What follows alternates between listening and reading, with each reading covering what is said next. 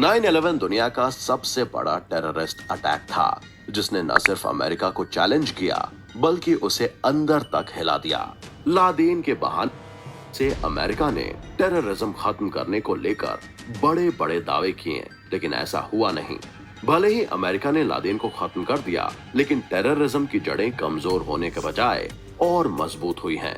दशकों से भारत जैसे कई देश जो टेररिज्म को झेल रहे थे, उनकी चिंताओं को दरकिनार करने वाला अमेरिका अपने ऊपर हुए अटैक के बाद अचानक टेररिज्म को खत्म करने चल पड़ा था।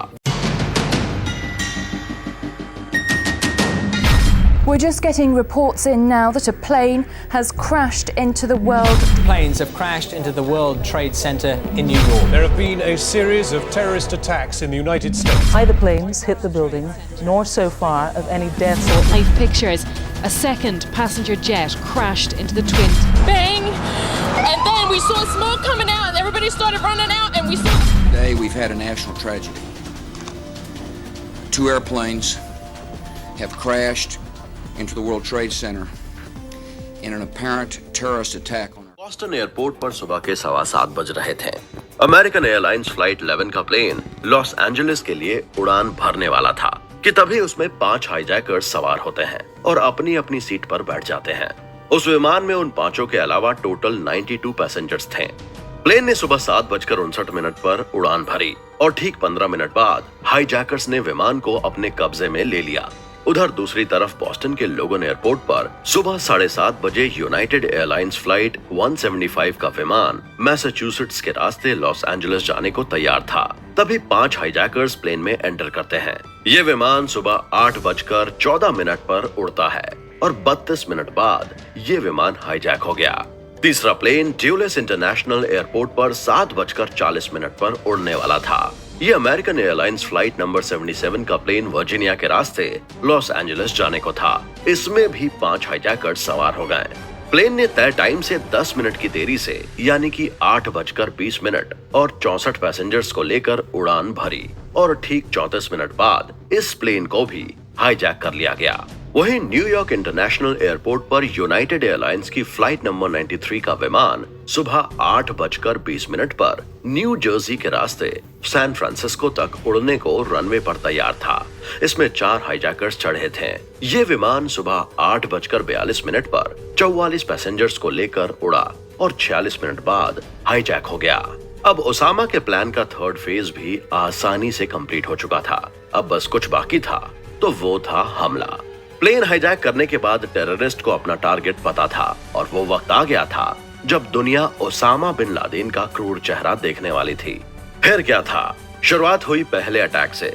अमेरिकन एयरलाइंस की फ्लाइट नंबर 11 के प्लेन को उड़ा रहे मोहम्मद अता ने सुबह 8:46 पर प्लेन को वर्ल्ड ट्रेड सेंटर के उत्तरी टावर से टकरा दिया। इस अटैक में लगभग 1355 लोगों की जान गई थी। इस अटैक के 17 मिनट बाद यूनाइटेड एयरलाइंस की फ्लाइट नंबर 175 का प्लेन वर्ल्ड ट्रेड सेंटर के दक्षिणी टावर से टकराया। देखते ही देखते दुनिया की 2 सबसे ऊंची बिल्डिंग्स बिखर चुकी थीं। दूसरे टावर पर अटैक में 637 लोगों की जान चली गई। ट्विन टावर्स पर हमले के ठीक 34 मिनट बाद अमेरिकन एयरलाइंस की flight number 77 US defence department के मुख्यालय पेंटागन पर जाकर गिरी। इस प्लेन में 5 टेररिस्ट समेत 179 लोगों की डेथ हो गई थी और आखिरी प्लेन यूनाइटेड एयरलाइंस की फ्लाइट नंबर 93 के निशाने पर वॉशिंगटन था। लेकिन इस प्लेन के पैसेंजर्स हाईजैकर्स से भिड़ गए और ये प्लेन पेंसिल्वेनिया के शेक्सविले के पास क्रैश हो गया और एक खुले मैदान में गिर गया, जिसके चलते इसमें सवार टेररिस्ट समेत सभी 44 पैसेंजर्स की मौत हो गई।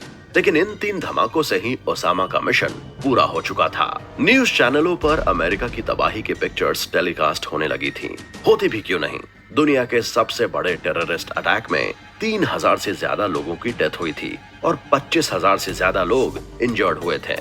9/11 अटैक के दिन अमेरिकी प्रेसिडेंट जॉर्ज बुश फ्लोरिडा के एक प्राइमरी स्कूल में एक प्रोग्राम में शामिल होने वाले थे कि तभी chief of staff Andrew card ने उन्हें वर्ल्ड ट्रेड सेंटर पर हमले की जानकारी दी। इसके बाद अमेरिका एरोप्लेन अथॉरिटी ने अमेरिका में सभी फ्लाइट पर बैन लगा दी। 9:45 के आसपास सुरक्षा कर्मियों ने प्रेसिडेंट हाउस, व्हाइट हाउस और अमेरिकी पार्लियामेंट यूएस कैपिटल को खाली करवा दिया। अब वर्ल्ड ट्रेड सेंटर का नॉर्थ टावर भी भरा भर गिर गया था। उसके ऊपर का आसमान धुएं से भर गया था। लोगों को सांस लेने में तकलीफ होने लगी थी।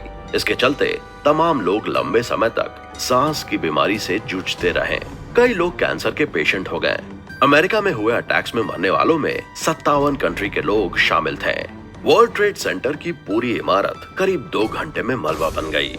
मारे गए लोगों में सिर्फ 291 डेड बॉडी ही आइडेंटिफाई की जा सकी।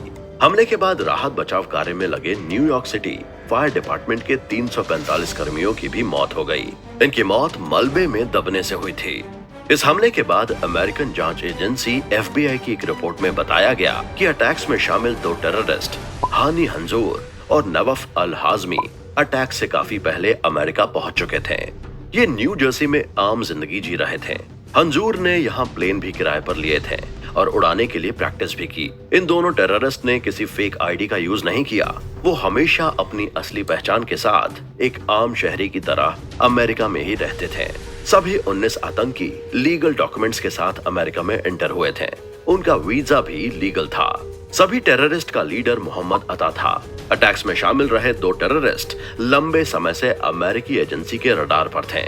CIA को पता था कि अल हाजमी और खालिद अल मिदहार अल कायदा के ऑपरेटिव्स हैं। CIA ने इन दोनों टेररिस्ट को मिडिल ईस्ट से मलेशिया और मलेशिया से थाईलैंड और वहां से लॉस एंजलिस तक ट्रैक भी किया, लेकिन FBI को इसकी जानकारी नहीं दी। ऐसा तब किया गया जब अल कायदा चीफ ओसामा बिन लादेन धमकी दे चुका था। अमेरिकी एजेंसीज ये भी जानती थीं कि मलेशिया में 5 जनवरी 2000 को हुई मीटिंग में अटैक का प्लान बनाया गया था और इसी के चलते कई एक्सपर्ट आज भी सवाल उठाते हैं कि इतना सब पता होने के बावजूद आखिर CIA ने FBI से इतनी बड़ी जानकारी क्यों साझा नहीं की। अटैक्स के बाद ये भी सवाल उठता है कि इतनी मजबूत इमारत आखिर ढह कैसे गई। इस पर एक्सपर्ट्स ने कहा है कि प्लेन के टकराने से पिलर टूट गए थे। साथ ही प्लेन से 10,000 गैलन तेल निकला और वहीं फैल गया, जिससे आग लगती चली गई। बिल्डिंग के अंदर का टेम्परेचर भी बढ़ गया। लोहे की छड़ें झुकने लगीं और इस वजह से धमाकों की आवाज सुनाई दी। सवाल इस बात पर भी उठे कि भला चाकू और बॉक्स कटर्स की मदद से 19 टेररिस्ट ने एयरपोर्ट की सिक्योरिटी को पार करते हुए 4 प्लेन को हाईजैक कैसे कर लिया। ब्लास्ट के बाद इजराइल और उनकी इंटेलिजेंस एजेंसी मोसाद को लेकर भी कई अफवाहें उड़ी, लेकिन कोई भी एविडेंस नहीं मिल पाया। ऐसा माना गया है कि यहूदी विरोधी विचारों वाले ऑर्गेनाइजेशन ऐसा कर रहे हैं। एक रिपोर्ट में ये क्लेम किया गया था कि वर्ल्ड ट्रेड सेंटर में काम करने वाले करीब 4000 इजरायली लोगों को ये सीक्रेट तरीके से बता दिया गया था कि 11 सितंबर को ऑफिस ना जाएं। इसलिए हमलों में एक भी इजरायली या अमेरिकन यहूदी की मौत नहीं हुई थी, न ही वो लापता हुए थे। हालांकि इस बात की पुष्टि पूरी तरह से करना बहुत मुश्किल है। हमले के 9 दिन बाद 20 सितंबर 2001 को अमेरिकी प्रेसिडेंट जॉर्ज W. बुश ने टेरर के खिलाफ वॉर का ऐलान कर दिया। बुश ने कहा कि टेररिस्ट के खिलाफ हमारी लड़ाई अल कायदा से शुरू होती है और ये लड़ाई हर टेररिस्ट के खात्मे के बाद खत्म होगी।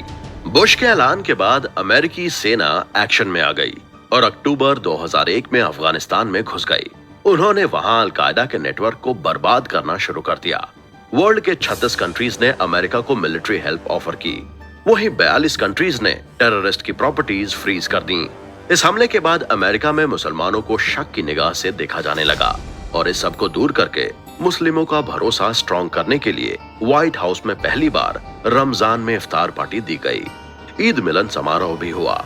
वहीं हमले के बाद अमेरिका ने अफगानिस्तान में तालिबान का राज खत्म करके अल कायदा को परास्त करना शुरू कर दिया। दूसरी ओर इराक में सद्दाम हुसैन पर न्यूक्लियर वेपन बनाने का आरोप लगाते हुए हमला बोल दिया गया और सद्दाम हुसैन को 2006 में फांसी दे दी गई। वहीं 9/11 का गुनहगार ओसामा 10 साल बाद अमेरिका के हाथ लगा। लेकिन कैसे? इसके बाद